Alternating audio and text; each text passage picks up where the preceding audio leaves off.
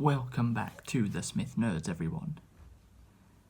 And today we are returning to the world of My Hero Academia. Yep, once again.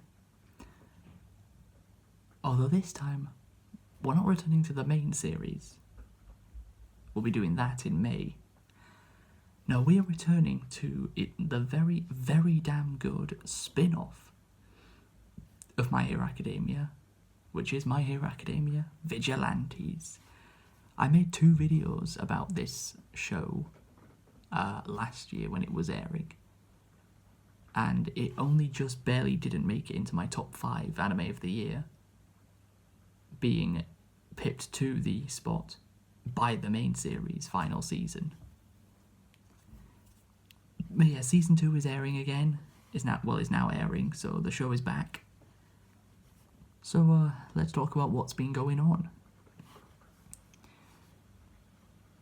So to start off with, Koichi and Popstep go to some sort of like convention that's showing off all sorts of like new technology, and they meet this girl, this pretty cute and energetic girl called Kaneko, and she is supposedly performing there as an idol.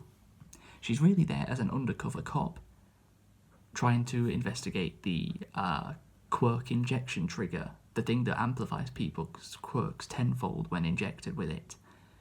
That, of course, was a very big plot point of Season 1, and it's also a big plot point of Season 2, still investigating where it even comes from, how people get a hold of it. So the mechanical machine that she was going to be performing inside of and controlling, she has to go somewhere, her undercover cop duty, so Popstep has to step in to the machine. And basically the machines start acting up on their own. Well, not exactly on their own, they have someone messes with their controls, so they start acting up. And Popstep has no idea what to do, as she's now stuck inside of it and doesn't know how to get out. Luckily, Koichi was on hand to stop the machine and get Popstep out of it. But before they even got to the event, something really, really funny happens. And that's one thing I really want to praise about Season 2 of the show. Even though it's not a comedy anime, it's Season 2 has been very funny so far. So Popstep and Koichi are getting the train to the event. So Popstep gets on, and then Koichi goes off to buy their lunch. But when he gets back, the train has already set off. So Koichi has to full on just sprint after it. He jumps off the train platform and clings to the train with another variation of his quirk. So he found out he has another new ability within his quirk. So he spends the start of the train journey, he's just hanging on to the side of the train before he manages to get himself into the train. It's a very damn funny scene. But then Koichi helps save Popstep with the pro hero, Fat Gum, if you remember him. You see, putting any of the pro heroes in danger in Vigilantes, there's no shock value, because we know they're going to survive because they're in the main series. We know they're going to be completely fine. But one of the people that gets a hold of the quirk trigger manages to have his own his quirk is basically, it's kind of like Hit's time skip ability from Dragon Ball Super. That's the best way I could describe it. Hit's time skip ability. That's the thing I think it's most similar to that I can compare it to. and he injures all of the police officers before bolting. And someone who is very, very much involved in Season 2, a lot more than he was in Season 1, is actually Mr. Aizawa. He happens to be... He ends up getting information from these two guys who have like lizard quirks. Their quirk is essentially turning themselves into lizards. And he gets very suspicious of Koichi because he's not a pro hero. And Koichi tries his best not to crap his pants when he's around Mr. Aizawa.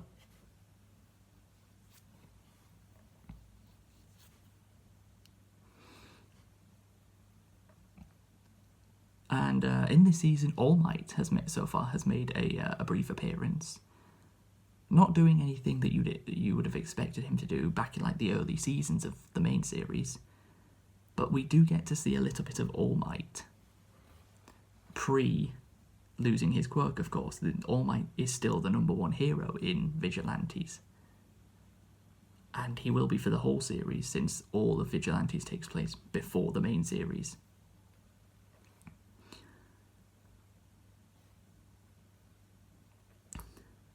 And on the train ride home at the beginning, Popstep is thinking about how Koichi doesn't even hesitate to jump in and try and save her. So we're kind of getting the idea that throughout, of course, Season 1 and Season 2, Popstep might be starting to have feelings for Koichi, despite the fact she's definitely too young for him, because she's in high school and he is in college. There's no way Koichi would ever be stupid enough to go along with it either. He's not trying to catch a case. And why would he do that when he's already got Makoto, who literally is at the same college as him already? We get to see her as well, but not very much. And the biggest problem I have with Season 2 of Vigilantes, and I assume a lot of people have this same exact problem with it, the Knuckle Duster, the man who completes the Vigilante trio, he doesn't actually appear in the season very much. Like, it takes until episode 4 before we even see him in any kind. And it takes until episode 5 until we get a number of scenes with him in the same episode. So yeah, he does not appear in Season 2 very much, which is a shame because he's some people's favourite character. My friend Connor said that Knuckle Duster is a more complex character than anybody from the main series. Literally anyone from any of the main 8 seasons of the main series. He's a more complex character than all of them. And the arc that we've just entered is the School Days arc, which is about Mr. Aizawa's time at UA before, of course, he became the teacher there. Back when he was actually a student at UA, with him, Present Mike, and the guy that becomes Kurogiri, I think, who was Shigaraki's right-hand man in the early seasons of the main series.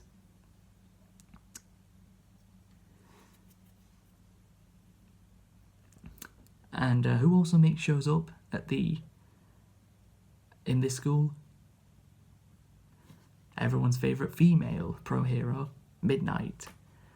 And she literally tries to get into Parliament a debate on how much, or little in her case, clothing you can wear for your pro hero outfit. Because when Midnight shows up on the roof to show Mr. Aizawa, Present Mike, and Kurogiri her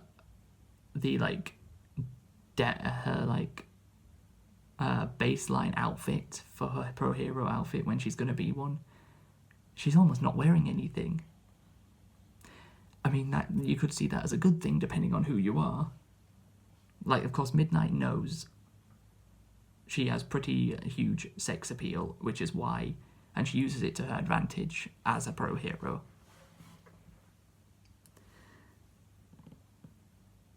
Actually, and that also reminded me, there's a scene at a mixer that Koichi goes to. Midnight and Popstep go as well, disguised as two other people. And basically all of the girls at the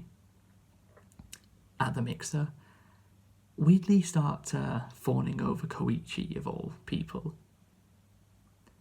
The other guys are pretty annoyed at him for the fact that he's got all the ladies are around him. Meanwhile, Koichi himself is pretty damn uncomfortable with what's going on. He's like, what's going on? Why are you all around me?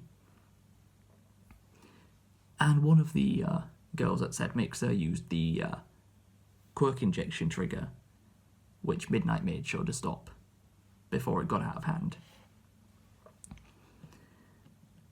But that is so far all there we have got for My Hero Academia Vigilantes Season 2. I presume, the season will be nearly over by the time this video goes up. And I assume they'll announce a Season 3 soon, because from the people that have read the Vigilantes manga, they've said that 3 seasons is about the amount of, is probably what we'll get for the anime. So there's only potentially one more season of the show left. And then My Hero Academia is completely finished. The whole of the main series and Vigilantes. That we're not going to see anything else from it in terms of from the anime.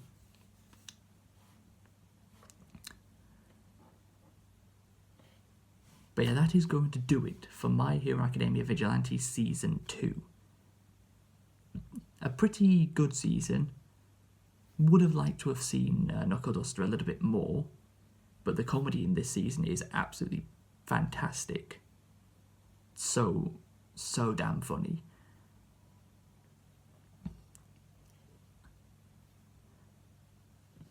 So if you guys have enjoyed this video, please be sure to leave a like, subscribe if you're new, and until we meet again, I will see you in the next one.